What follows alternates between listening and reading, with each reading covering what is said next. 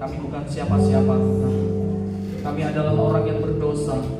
Kami adalah orang yang seringkali jatuh di dalam pelanggaran yang Engkau tidak kehendaki dalam setiap kehidupan kami, Tuhan.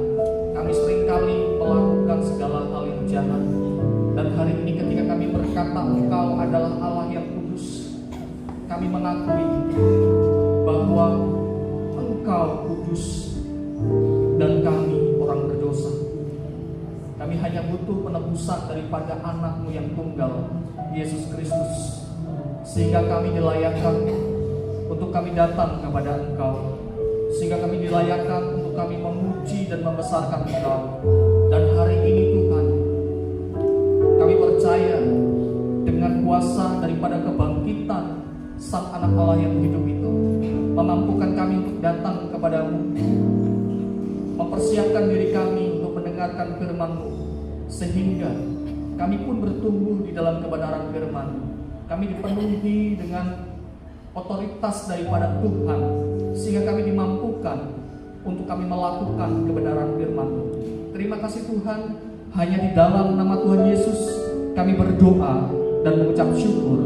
Haleluya, amin. Silakan duduk kembali Bapak Ibu. Shalom Bapak Ibu dikasih dalam Tuhan. Puji Tuhan, hari ini kita dapat bersama kembali berkumpul untuk ibadah di hari Minggu. Dan kita bersama-sama juga hari ini akan belajar kebenaran firman Tuhan kita kembali tentang kebangkitan daripada Yesus. Kebangkitan Yesus tentunya membawa pengharapan yang hidup. Dan hari ini kita akan masuk pada satu sesi yang kedua, yaitu tentang firman-Nya yang digenapi. Mengapa kita punya pengharapan hidup? Karena firman-Nya digenapi. Amin Bapak Ibu. Kita akan membuka kitab kita di dalam Injil Lukas pasal yang ke-24 ayat 4 sampai ayat yang ke-8. Injil Lukas pasal yang ke-24 ayat 4 sampai ayat yang ke-8.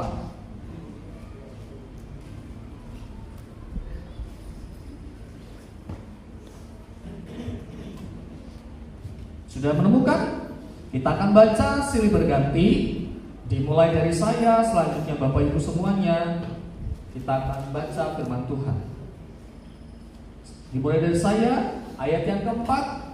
Sementara mereka berdiri termangu-mangu karena hal itu, tiba-tiba ada dua orang berdiri dekat mereka memakai pakaian yang berkilau-kilau. Mereka sangat ketakutan dan menundukkan kepala. Tetapi kedua orang itu berkata kepada mereka, "Mengapa kamu mencari Dia yang hidup di antara orang mati? Ia tidak ada di sini, Ia telah bangkit. Ingatlah apa yang dikatakannya kepada kamu ketika Ia masih di Galilea, Yaitu bahwa Anak Manusia harus diserahkan ke tangan orang-orang berdosa dan disalibkan, akan bangkit pada hari yang ketiga." Maka teringatlah mereka akan perkataan Yesus itu. Amin. Bapak Ibu dikasih dalam Tuhan, pada minggu lalu kita sudah belajar bersama-sama bagaimana kita melihat bahwa iman Kristen adalah iman yang tidak dibangun di atas dongeng, iman yang tidak dibangun di atas peristiwa-peristiwa yang tanpa bukti, Bapak Ibu, tetapi peristiwa yang sungguh-sungguh terjadi dan benar-benar terjadi. Karena apa? Karena Kristus benar-benar bangkit. Kalau kita melihat Injil Lukas kembali, kita mereview kembali apa yang sudah kita pelajari minggu lalu, Bapak Ibu. Lukas mencatat peristiwa kebangkitan ini sangat teliti. Waktunya jelas, tempatnya jelas, para saksi matanya jelas, fakta kubur kosong pun jelas. Dari sini Bapak Ibu dikasih dalam Tuhan, kita belajar bahwa pengharapan gereja itu berdiri di atas fakta sejarah. Fakta yang benar-benar nyata, yang dapat diperiksa oleh siapapun, karena sifatnya terbuka dan jujur. Jadi kalau kita melihat Bapak Ibu yang dikasih dalam Tuhan, ketelitian daripada Injil Lukas ini membawa kita pada satu fakta penting tentang keunikan Alkitab. Alkitab itu adalah kitab yang jujur. Ia tidak pernah berusaha melakukan pencitraan agar manusia atau tokoh-tokoh di dalam Alkitab itu tampak baik, tampak hebat. Tidak demikian, Bapak Ibu. Sebaliknya Alkitab selalu berani mendeskripsikan kondisi manusia itu apa adanya. Kalau kita melihat di dalam Perjanjian Lama, bagaimana Alkitab secara jujur membuka segala tabir kejahatan, baik orang-orang yang hebat, baik orang-orang yang terhormat, raja, nabi, dan lain sebagainya. Mereka diperlihatkan bahwa mereka bukanlah manusia yang sempurna. Maka dari itu ketika kita melihat di dalam Perjanjian Lama, kita dapat melihat Nuh mabuk, Abraham didera ketakutan, Musa gagal dan bahkan membunuh, hingga Daud yang jatuh dalam dosa perzinahan dan bahkan pembunuhan. Tentunya Bapak Ibu dikasih dalam Tuhan, ini adalah fakta-fakta yang terbuka. Hal ini dituliskan bukan untuk merendahkan martabat manusia yang ada di dalam kitab suci, tetapi ini dituliskan untuk membuktikan bahwa Alkitab tidak tunduk pada kepentingan manusia. Alkitab tidak tunduk pada kepentingan apa, Bapak Ibu? Manusia, melainkan pada kebenaran Allah yang murni. Inilah yang menjadi integritas dan kredibilitas daripada Alkitab. Alkitab kita sungguh punya integritas dan kredibilitas yang dapat dipercaya. Oleh sebab itu mari kita pahami bahwa Alkitab bukanlah sekedar catatan sejarah di masa lalu dan bukan juga buku sains, Bapak Ibu. Alkitab kita adalah Alkitab yang sungguh-sungguh diilhamkan oleh Allah untuk menyapa hidup kita, untuk memperbaharui hidup kita, untuk menegur hidup kita, untuk memulihkan hidup kita, dan untuk mendidik hidup kita. Dan bahkan Alkitab bukan juga buku pedoman sukses finansial. Alkitab adalah firman Allah yang diilhamkan untuk mendidik, untuk mengajar, untuk menyatakan kesalahan, dan apa yang dikatakan Alkitab adalah benar. Karena Alkitab diinspirasikan oleh Allah sang sumber kebenaran, Bapak Ibu, maka isinya tidak tunduk pada citra manusia, melainkan pada realitas yang benar. Maka setiap perkataan Yesus di dalamnya mutlak dapat dipercaya. Jadi kubur yang kosong itu, Bapak Ibu, ini berbicara tentang apa? Bukan hanya tentang Yesus yang bangkit, tetapi tentang apa yang dikatakan Yesus adalah benar dan dapat dipercaya. Kalau Yesus dapat dipercaya, berarti Yesus adalah pokok yang sungguh-sungguh benar dan harus kita ikuti. Maka dari itu firman Tuhan hari ini, tema kedua kita adalah firman-Nya yang digenapi, karena firman-Nya dapat dipercaya. Katakan bersama-sama, firman Tuhan dapat dipercaya. Firman Tuhan dapat dipercaya. Jadi Bapak Ibu dikasih dalam Tuhan, kubur yang ditemukan kosong bukan hanya bicara tentang Yesus yang hidup, tetapi perkataan Yesus itu benar apa adanya. Mari kita bersama-sama kembali dalam Lukas 24 ayat 4 sampai 8 ini, Bapak Ibu. Perhatikan apa yang diucapkan oleh malaikat ketika para perempuan mengunjungi makam yang sedang bingung itu.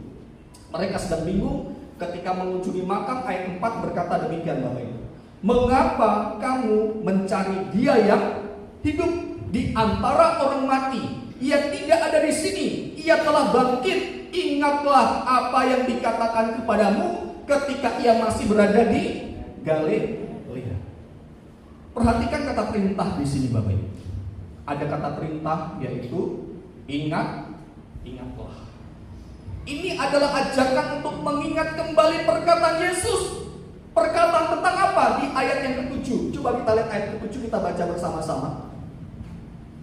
Tentang apa ini, Bapak Ibu? Tentang kebangkitan daripada Yesus. Kita baca bersama-sama. 1, 2, 3. Yaitu bahwa anak manusia harus diserahkan di tangan orang-orang berdosa dan disalibkan dan akan bangkit pada hari yang ketiga. Jadi malaikat sedang mengarahkan kembali kepada orang-orang yang sedang bingung itu untuk melihat janji Allah. Apa yang dilihat mereka pada waktu itu adalah penggenapan dari perkataan Yesus. ini adalah penggenapan dari apa yang diucapkan Yesus dalam Lukas pasal 9 ayat 22. Coba kita buka bersama-sama Lukas 9 ayat 22, dan Bapak Ibu bisa membacakannya, salah satu dari Bapak Ibu. Lukas 9 ayat 22. Nah, di sini sudah ada, kita akan baca. 1, 2, 3. Kita baca sama-sama. Menanggung banyak penderitaan dan ditolak oleh tua-tua, imam-imam kepala dan ahli-ahli Taurat, lalu dibunuh dan dibangkitkan pada hari ketiga.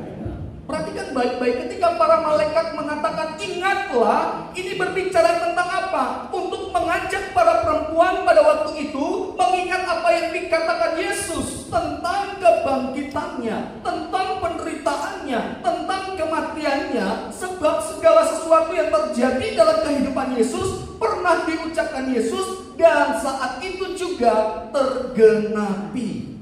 Inilah kekuatan pengharapan kita sebagai orang-orang percaya.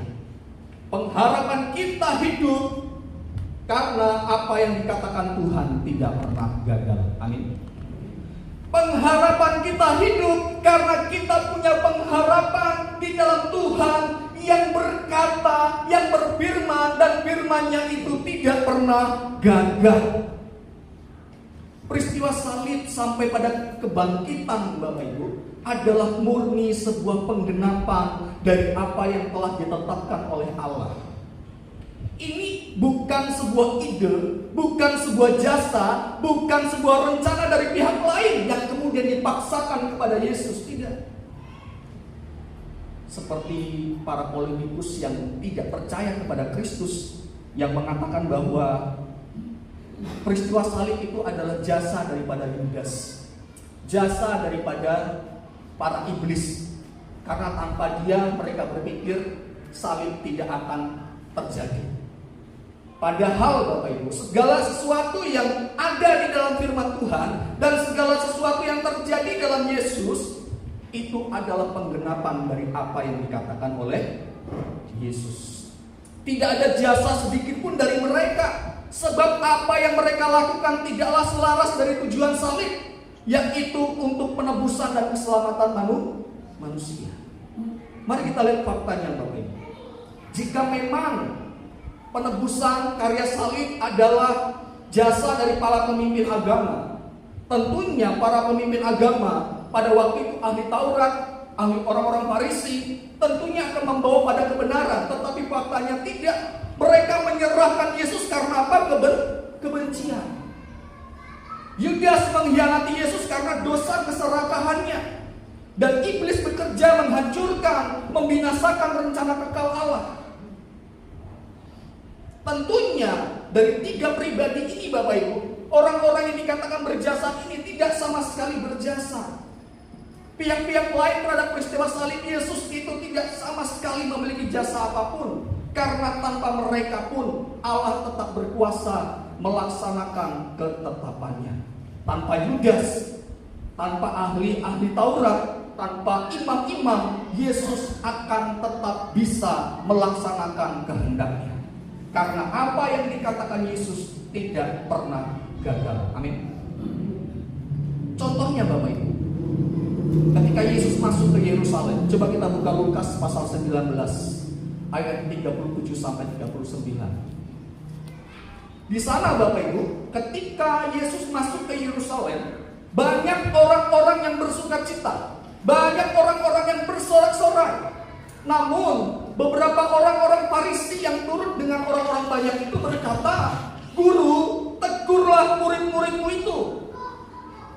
Orang Farisi nampaknya tidak nyaman dengan apa yang terjadi karena ada kecemburuan.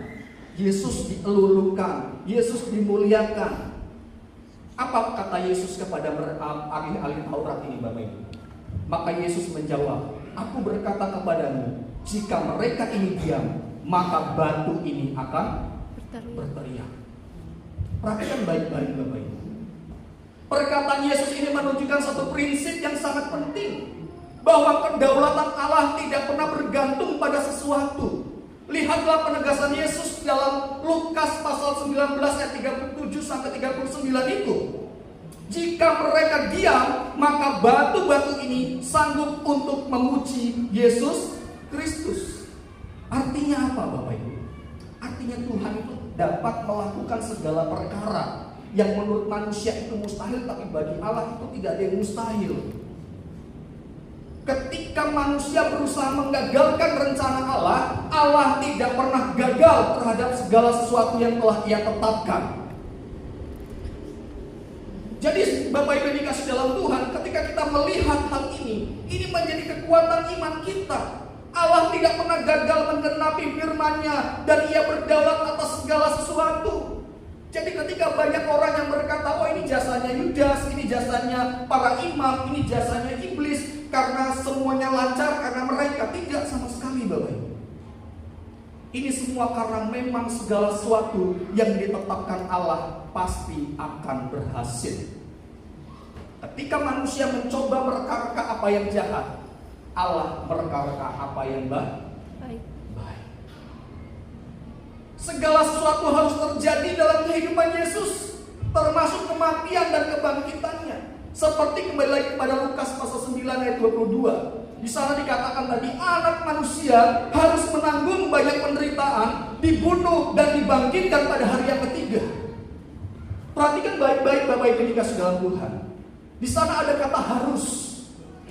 Kata harus ini memiliki makna sesuatu yang memang harus terjadi. Artinya penderitaan, salib, kebangkitan adalah jalan yang telah ditetapkan Allah untuk penebusan umat manusia.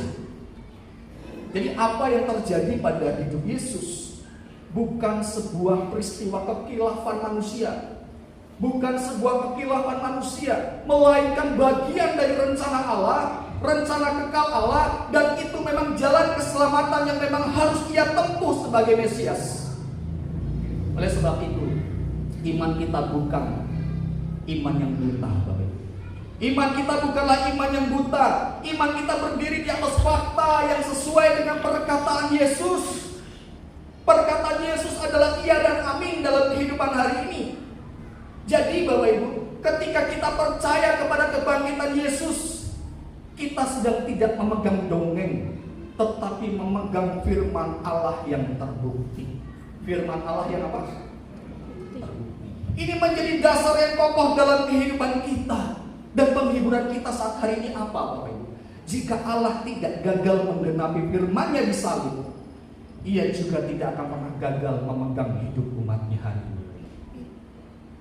Kalau firman Tuhan sudah terbukti benar di dalam kubur yang kosong itu Bapak Ibu, maka firman-Nya yang sama cukup kuat untuk menopang hidup kita hari ini. Seberat apapun, sehebat apapun goncangan yang membuat kita lelah, yang membuat kita capek, yang membuat kita khawatir, firman Tuhan adalah iya dan amin.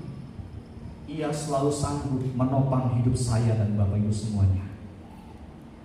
Kita melihat peristiwa yang begitu luar biasa. Semua terjadi oleh karena perkataan Yesus iya dan amin.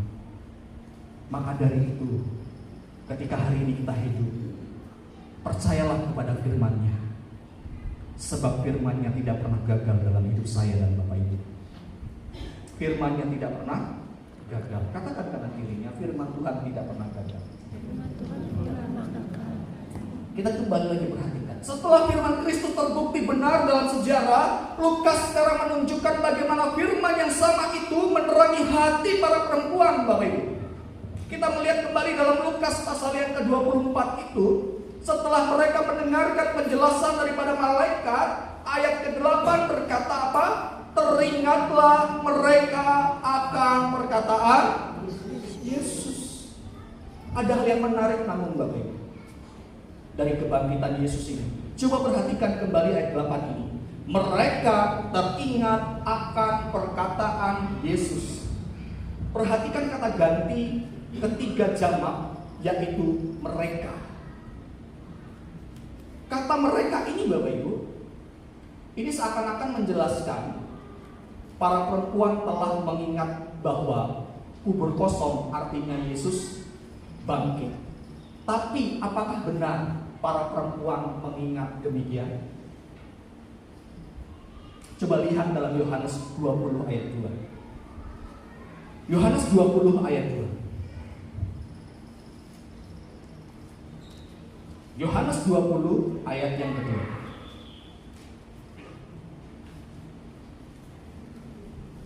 Sudah menemukan? Boleh Bapak Ibu bacakan? 1, 2, 3. Ia berlari-lari mendapatkan Simon Petrus dan murid yang lain yang dikasihi Yesus, dan berkata kepada mereka, Tuhan telah diambil orang dari kuburnya, dan kami tidak tahu di mana ia diletakkan. Tuhan telah diambil, Tuhan telah dicuri. Loh, tadi Lukas berkata mereka ingat bahwa Yesus bangkit. Tapi di sini Maria Magdalena yang disebut dalam Lukas Maria Magdala itu adalah tokoh yang sama, dikatakan teringat. Tetapi di dalam ayat ini, di dalam Yohanes pasal 20 ayat 2, faktanya dia tidak ingat sama sekali. Loh, berarti Alkitab bertentangan dong Bapak Ibu? Tidak. Rupanya Bapak Ibu, ini satu kebenaran yang harus kita pegang dalam hidup kita. Mengapa Maria Magdalena tidak mengerti? Karena di dalam ayat yang kedua ini, setelah ia melihat kubur yang kosong, ia berlari mendapatkan Simon Petrus dan murid-murid yang lain.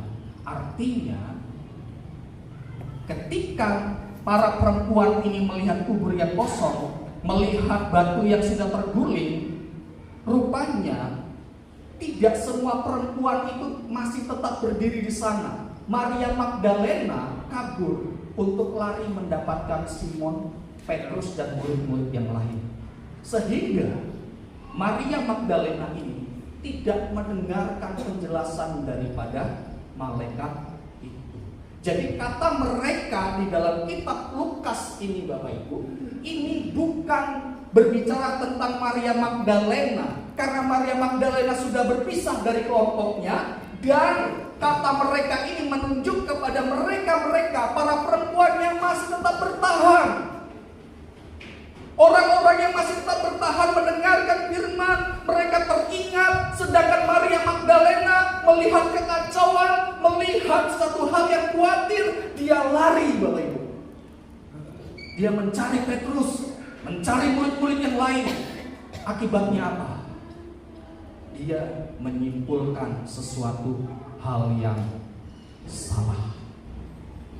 Seberapa banyak dari kita seperti Maria Magdalena, melihat kekacauan, melihat hal yang menakutkan, melihat kehidupan sepertinya tidak jelas, kita berusaha kabur. Tetapi lihatlah para perempuan-perempuan yang masih tetap berdiri di makam Yesus itu. Mereka mendengarkan penjelasan dari malaikat, mereka pun mengerti. Bapak Ibu dikasih dalam Tuhan, kembali lagi saya tekankan, yang dikatakan di dalam ayat yang ke-8 ini, mereka mengingat adalah untuk para perempuan yang tetap tinggal dan akhirnya percaya. Coba kita lihat Magdalena lagi Bapak Ibu. Di dalam Injil Yohanes itu Bapak Ibu, Maria Magdalena itu masih berpikir bahwa mayat Yesus itu dicuri. Coba lihat dalam Yohanes pasal yang terakhir Bapak Ibu, di dalam ayat pasal yang ke-20, ayat yang ke-11 sampai ayat yang ke-15. Kita berdiri bersama-sama, kita baca firman Tuhan hari ini. Yohanes pasal 20 ayat 11 sampai 15. Sudah menemukan? Kita baca. 1, 2, 3. Tetapi Maria berdiri dekat kubur itu dan menangis, sambil menangis ia menjenguk ke dalam kubur itu. Dan tampaklah olehnya dua orang malaikat berpakaian putih, yang seorang duduk di sebelah kepala dan yang lain di sebelah kaki, di tempat mayat Yesus terbaring. Maka malaikat-malaikat itu kepadanya, Ibu, mengapa engkau menangis? Jawab Maria kepada mereka, Tuhanku telah diambil orang,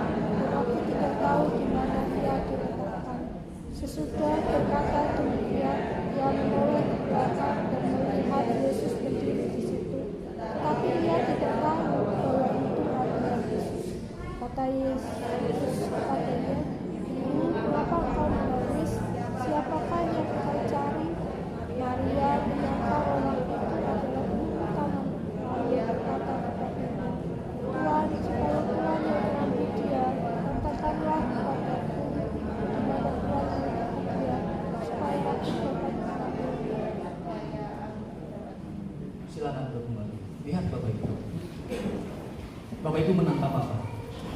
Maria Magdalena yang seharusnya mengerti, tetapi karena dia terlalu berduka, terlalu ditutup mata rohaninya, mata jasmaninya, sehingga tidak bisa membedakan ini Yesus atau penunggu kebun.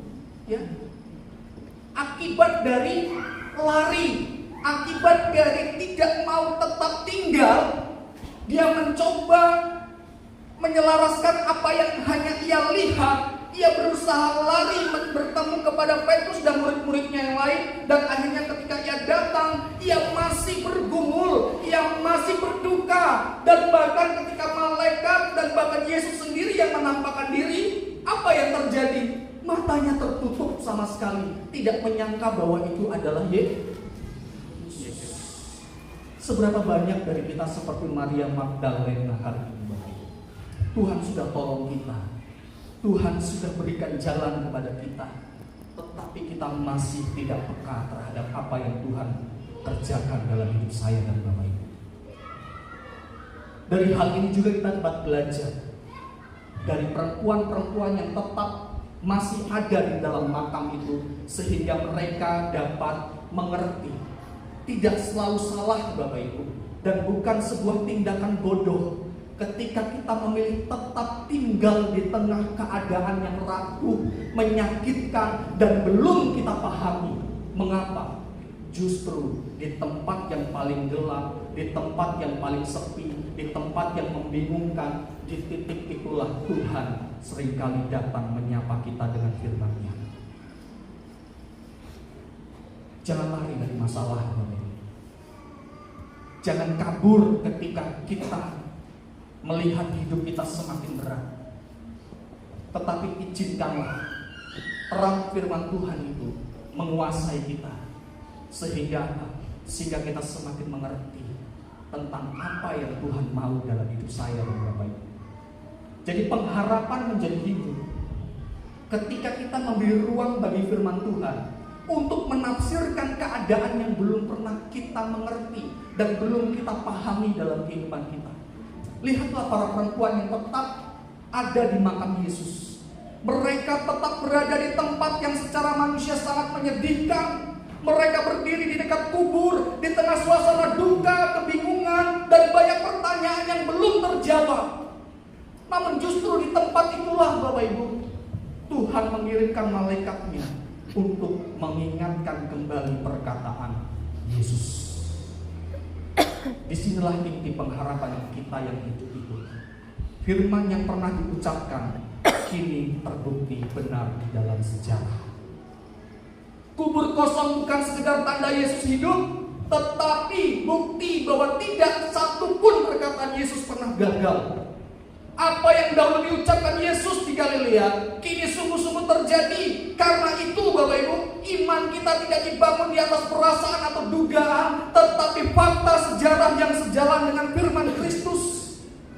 Kubur yang kosong itu mengajarkan kita satu hal: apa yang Tuhan katakan tidak pernah gagal, dan firman-Nya izinkanlah untuk selalu menerangi hati dan pikiran kita ketika hidup kita di masa krisis, ketika hidup kita di masa yang sangat berduka, kehidupan kita di masa yang paling terjatuh, yang paling kelam. Di saat itulah engkau tetap ada di dalam pengharapan, karena engkau tidak mencoba lari dari masalahmu.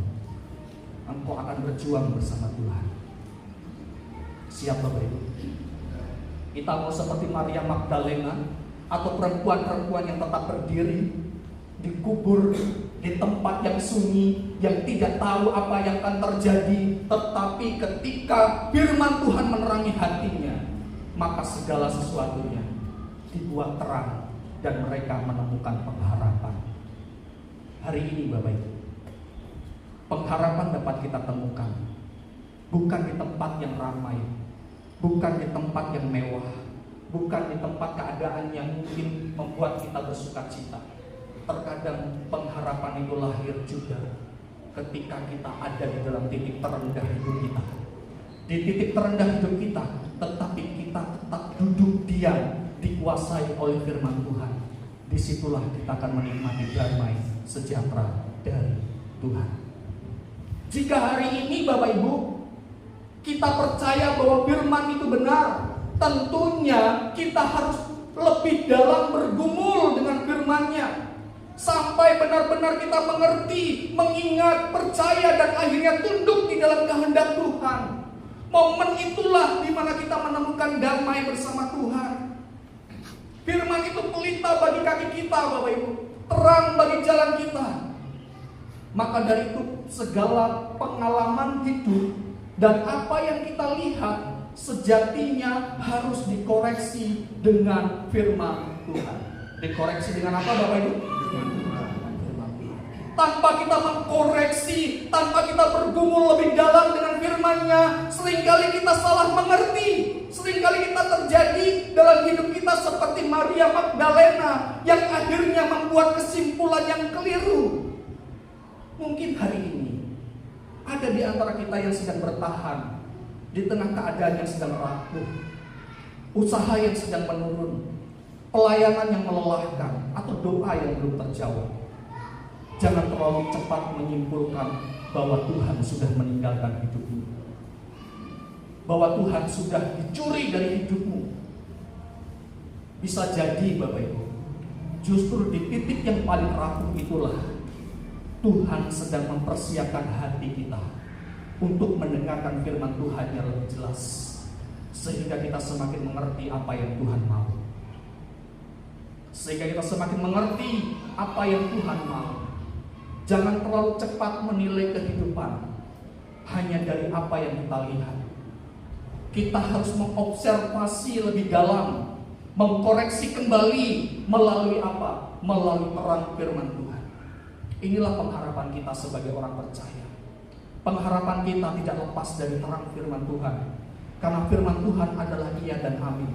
Pengharapan kembali hidup ketika kita tidak terburu-buru menilai keadaan hanya dari apa yang kita lihat, tetapi memberi ruang bagi firman Tuhan untuk menolong kita melihat dengan benar. Mengapa kita seringkali salah, Bapak Ibu? Mengapa seringkali kita jatuh? Mengapa seringkali kita gagal di dalam bertahan? Karena kita seringkali mengandalkan apa yang kita lihat, lupa untuk kita diobservasi, mengobservasi segala keadaan, dan hidup kita diterangi oleh firman Tuhan. Ingatlah, firman Tuhan adalah pelita bagi kaki kita dan terang bagi jalan siapa? Jalan kita. Mari pada saat hari ini, kubur yang kosong menyatakan kebenaran bahwa Allah kita setia. Allah kita apa? Setia. Apa yang Yesus katakan, itulah yang terjadi. Ia sudah berkata bahwa anak manusia harus menderita, dibunuh, dan bangkit pada hari yang ketiga. Dan tepat seperti yang difirmankan, semuanya tergenapi. Kebangkitan Kristus adalah bukti yang tidak terbantahkan bahwa tidak ada satupun perkataan Tuhan yang pernah gagal dalam hidup kita. Termasuk Dia pun sanggup menopang kita ketika kita sedang tergoncang, ketika kita sedang lemah. Firman-Nya tidak pernah gagal menopang hidup saya dan Bapak Ibu semuanya. Karena itu, Bapak Ibu, firman hari ini sedang menegur cara kita memandang hidup. Jangan terlalu cepat menarik kesimpulan dari keadaan yang belum selesai. Perjalanan hidup kita ini belum selesai, Bapak Ibu. Perjalanan hidup kita ini belum selesai, belum sampai finish. Maka dari itu, ketika engkau sedang berjalan bersama Tuhan, jangan menyimpulkan segala sesuatu sesuai dengan apa yang kau lihat, tetapi simpulkanlah segala sesuatu oleh karena engkau sedang berjalan di dalam terang firman Tuhan. Maka itu yang akan membuat engkau terpesona melihat bagaimana cara Tuhan menolong hidupmu. Kita akan terus mengalami masa yang suram ketika hidup kita selalu dikendalikan oleh apa yang kita lihat. Tetapi ketika firman yang menerangi hidup kita, maka jalan langkah kita akan semakin mengerti apa yang Tuhan mau, apa yang Tuhan rindukan untuk kita kerjakan dalam hidup kita. Hari ini Bapak Ibu dikasih dalam Tuhan, jika Kristus setia menggenapi janji kebangkitannya, maka Dia juga setia memegang setiap detail hidup umatnya hari ini. Tidak ada lembah yang terlalu kelam, tidak ada air mata yang sia-sia, tidak ada pergumulan yang lepas dari tangan Allah yang berdaulat itu. Karena itu, respon kita hari ini, mari kita terus datang kepada Dia, diteguhkan hidup kita, diperbaharui iman kita, terus kita berkomitmen kepada Tuhan. Sebab di setiap musim hidup kita ada janji Tuhan yang selalu tergenapi dalam kehidupan saya dan Bapak Ibu semuanya. Asalkan Bapak Ibu mau hidupnya diterangi oleh firman Tuhan, bukan disimpulkan dari apa yang kita lihat saja, tetapi diterangi oleh apa? Firman Tuhan. Mari pada saat hari ini percayalah bahwa Allah itu setia. Tuhan Yesus memberkati. Mari kita tundukkan kepala, kita berdoa. Bapak Ibu yang dikasihi dalam Tuhan, hari ini Engkau telah mendengarkan firman Tuhan. Firman Tuhan menantang hidupmu, dan engkau harus mengambil respon atas firman Tuhan ini. Mari kita datang dengan hati yang semakin diteguhkan, punya komitmen yang diperbaharui. Kita harus mengakui bahwa Dia yang berjanji pasti akan tergenapi. Sekalipun kita berjalan di dalam lembah kekelaman, tangan Tuhan selalu menopang hidup kita. Maria Magdalena dan perempuan-perempuan yang lain memperlihatkan sesungguhnya kehidupan kita. Seringkali kita seperti Maria Magdalena ketika diperhadapkan dengan pergumulan, ketika diperhadapkan dengan tantangan, ketika diperhadapkan dengan ujian. Kita panik, kita gelisah, kita berusaha lari mencari bantuan manusia, lari mencari Petrus, murid-murid yang lain. Tetapi para perempuan yang masih tetap bertahan, bukan karena mereka bodoh, tetapi mereka meminta dan mengambil sebuah kesempatan yang sungguh luar biasa. Di sanalah mereka mendapatkan terang daripada firman Tuhan, sehingga mereka semakin mengerti tentang kebangkitan Yesus. Begitu juga dengan kehidupan saya dan Bapak Ibu hari ini. Mungkin hari ini ada banyak perkara yang terjadi dalam hidupmu, ada banyak ketakutan yang hadir dalam hidupmu, ada banyak hal yang membuat hidupmu gelisah, putus asa, kehilangan harapan.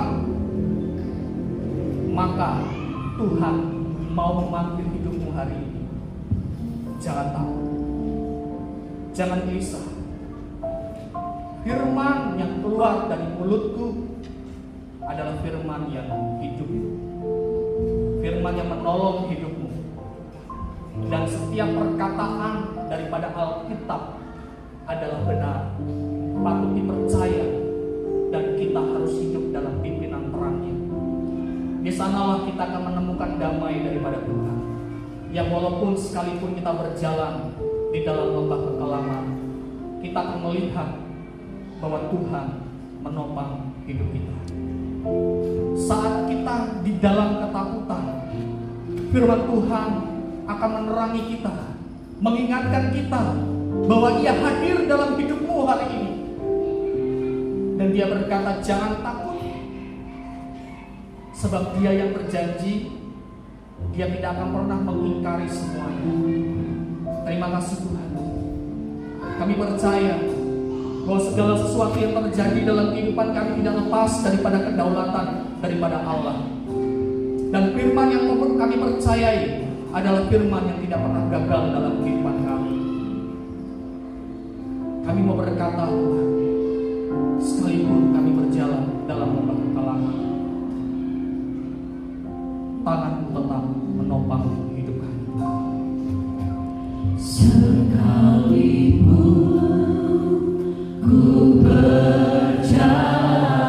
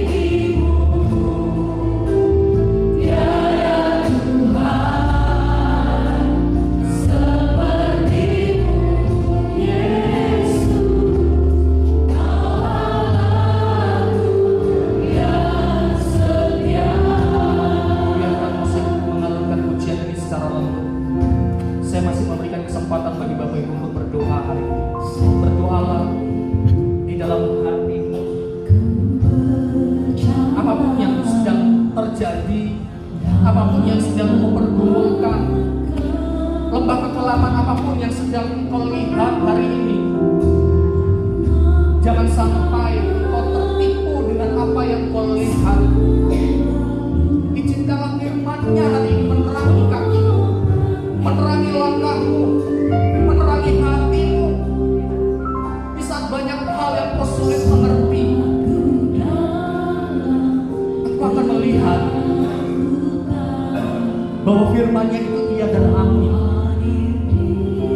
Di saat itulah aku akan berkata, Tuhan, Engkau benar Tuhan, Engkau sungguh luar biasa Tuhan. Mari pada saat hari ini, jangan biarkan perasaan menjadi penafsir utama dalam hidupmu. Biarlah firman Kristus yang menafsirkan hidup kita dengan benar. Jika Kristus setia menggenapi janji kebangkitannya, maka Ia juga setia memegang setiap detak hidupmu hari ini. Itulah firman Tuhan yang terus menopang hidup kita. Terima kasih.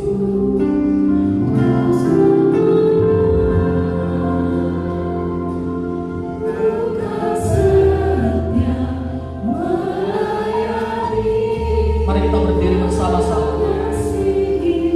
Kita pujikan sekali lagi pujian dari Allah. Dengan lembut kita berkata, sekalipun ku berjalan dalam lembah gelap, namun tanganmu selalu menopang hidupku.